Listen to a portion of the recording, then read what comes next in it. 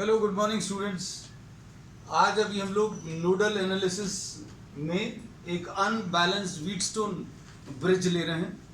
Unbalanced Wheatstone bridge में 4 capacitors का combination है।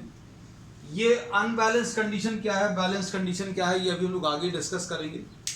बैलेंस कंडीशन क्या होती है वो शॉर्ट में अभी बता सकते हैं।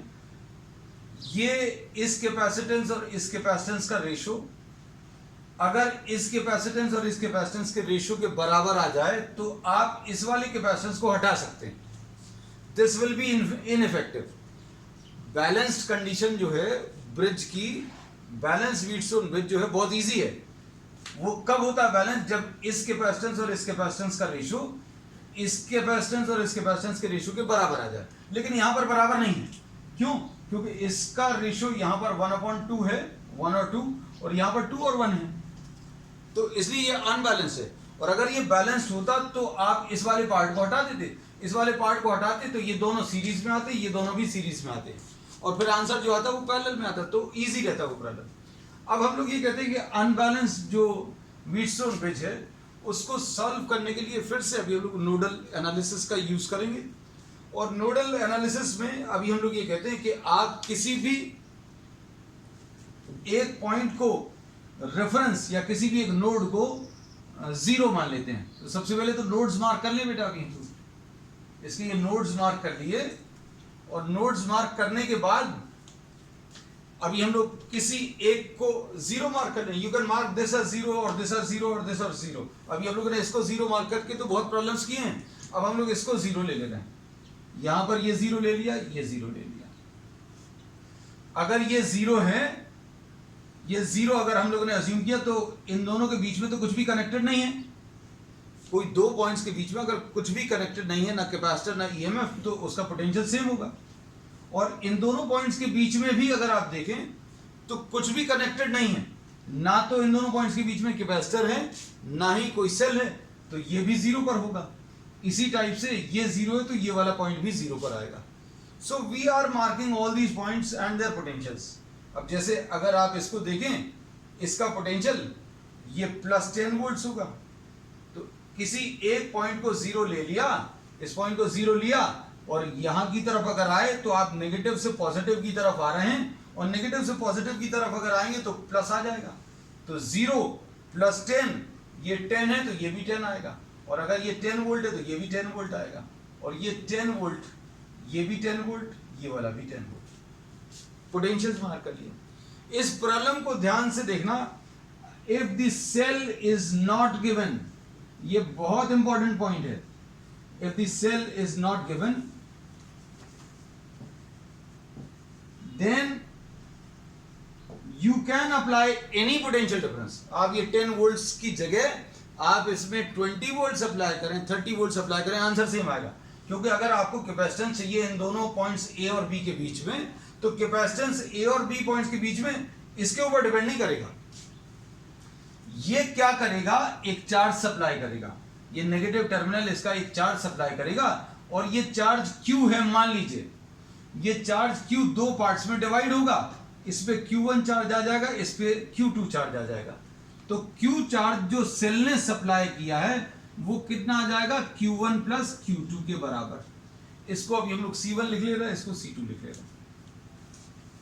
ठीक। अब हम लोग क्या करेंगे? इन दोनों पॉइंट्स के बीच में अगर आपको कैपेसिटेंस निकालना, तो कैपेसिटेंस निकालने के लिए इस सेल ने कितना चार्ज सप्लाई किया है, Q, डिवाइडेड बाय इन दोनों पॉइंट्स के बीच का पोटेंशियल डिफरेंस, ये आपको C दे देगा। तो this is how we will be calculating the value of capacitance between these two points. इन दोनों पॉइंट्स के बीच में अगर आपको कैपेसिटेंस निकालना है तो इसने ये Q चार्ज सप्लाई किया, यहां से +Q चार्ज सप्लाई किया, मतलब यहां का चार्ज Q डिस्ट्रीब्यूट होकर फिर से कंबाइन होकर Q में कन्वर्ट हो जाएगा। So this will be supplying a charge Q and this charge Q will be equal to Q1 + Q2। तो ये Q1 + Q2 अभी हम लोग निकालने की कोशिश करेंगे नोडल एनालिसिस से। अब इस पॉइंट का पोटेंशियल 0 है, इसका भी 0 है, इसका भी 0 है, इसका भी 0, इसका +10, इसका भी +10, इनके +10 मार्क कर लिए। अब इस पॉइंट का पोटेंशियल अभी आप x ले लो, और इस वाले पॉइंट का पोटेंशियल y ले लो। अब इसके बाद आप क्या करेंगे? अब आप आइसोलेटेड सिस्टम लेंगे, ये नोडल एनालिसिस में ये प्रोसेस अभी हम लोगों ने डिटेल में डिस्कस किया है. You can just go through the videos of nodal analysis so that you are able to apply the summation Q equal to 0. हम रिपीट भी करेंगे वैसे इसमें. आप एक आइसोलेटेड सिस्टम मार्क करें, ये एक आइसोलेटेड सिस्टम मार्क कर लिया. अब इस आइसोलेटेड सिस्टम में इसके ऊपर चार्ज, इसके ऊपर चार्ज, इसके ऊपर चार्ज और इसके ऊपर चार्ज का एडिशन 0 आएगा. किसी भी आइसोलेटेड सिस्टम के लिए, किसी भी आइसोलेटेड सिस्टम के लिए समेशन क्यू की वैल्यू 0 आएगी. तो अब हम लोग क्या बोलेंगे, समेशन क्यू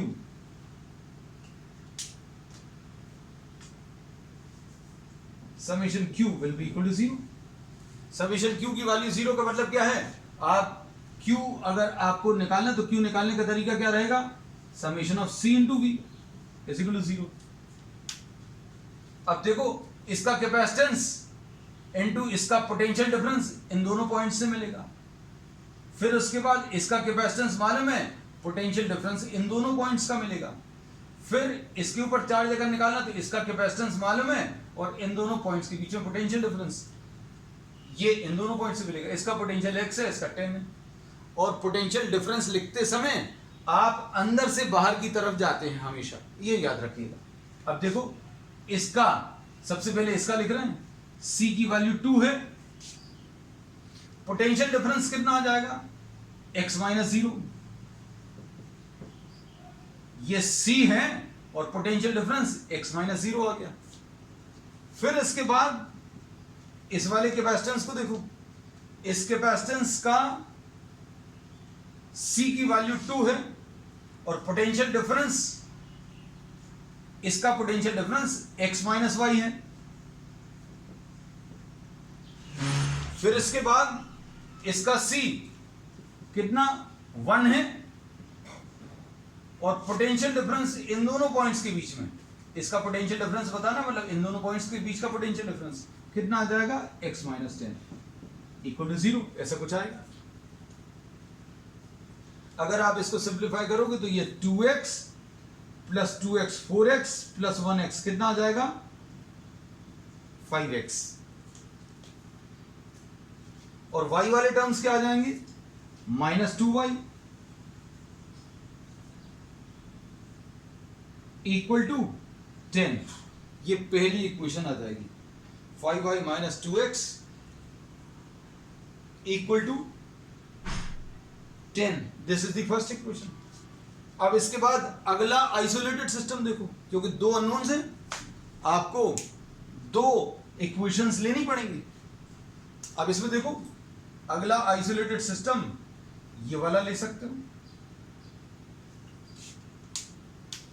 इसमें समेशन क्यू की वैल्यू 0. ध्यान से देखना बेटा.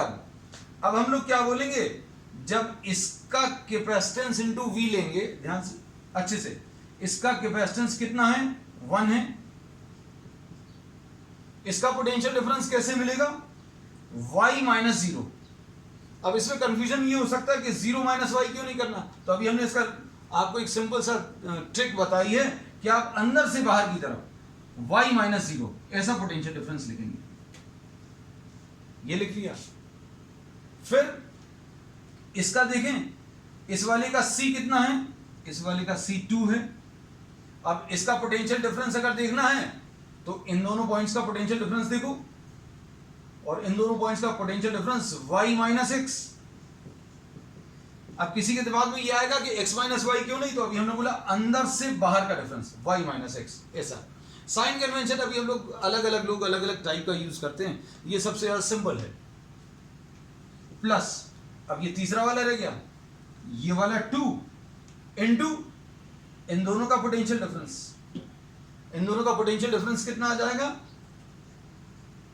y minus 10.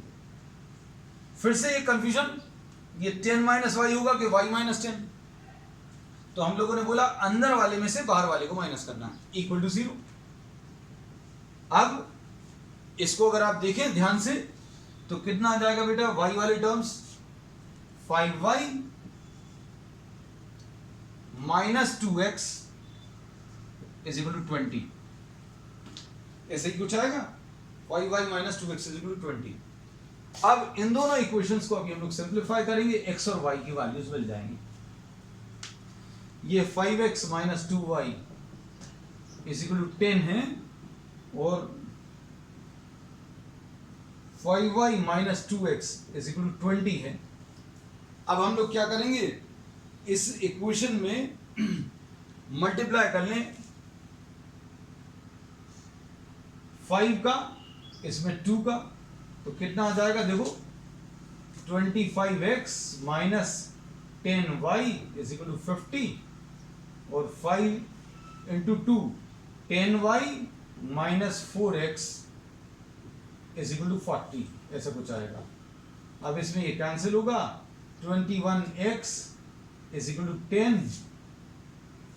90 आएगा और इसको सिंप्लीफाई करने पर 30/7। तो इस पॉइंट का पोटेंशियल अभी हमें पता चल गया 30/7।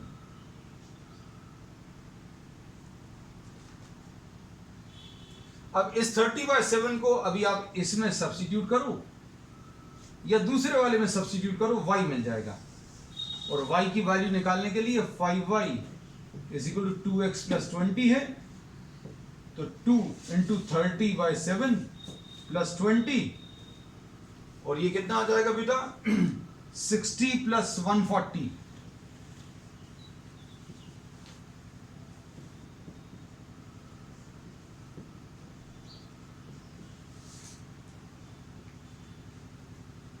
और y की वैल्यू इससे कितनी मिलेगी 40/7। अब हमें क्या करना है कि इस बैटरी ने कितना चार्ज सप्लाई किया वो निकाल लो। ये बैटरी का चार्ज कैसे निकालेंगे, ये अभी हमने पहले भी बताया था। ये इसने Q चार्ज दिया, ये Q चार्ज दो पार्ट्स में डिवाइड हुआ, Q1 और Q2। तो Q1 कितना मिलेगा बेटा C1 इंटू V1, C1 कितना है 2 और V1 कितना है, इस 2 माइक्रोफैराड के लिए पोटेंशियल डिफरेंस, पोटेंशियल डिफरेंस इन दोनों का डिफरेंस आएगा 30/7 माइनस 0। ऐसे Q2 निकाल लू, C2 into V2, C2 into V2 कितना आ जाएगा 1 इंटू ये 1 कैपेसिटेंस है और इसका पोटेंशियल डिफरेंस इन दोनों पॉइंट्स के बीच में कितना आ जाएगा 40/7 माइनस 0। ये कुल मिलाकर कितना आ जाएगा बेटा 60/7 और ये कितना आ गया 40/7। तो total charge which is supplied by the battery will be Q1 plus Q2। Q1 plus Q2 अगर आप करोगे तो कितना आ जाएगा 100/7।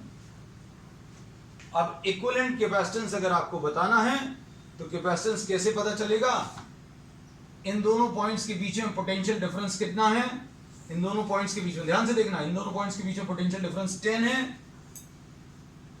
तो C की value will be Q divided by V and Q is 100/7 divided by V is 10, यानी ये 10/7 विल बी द आंसर।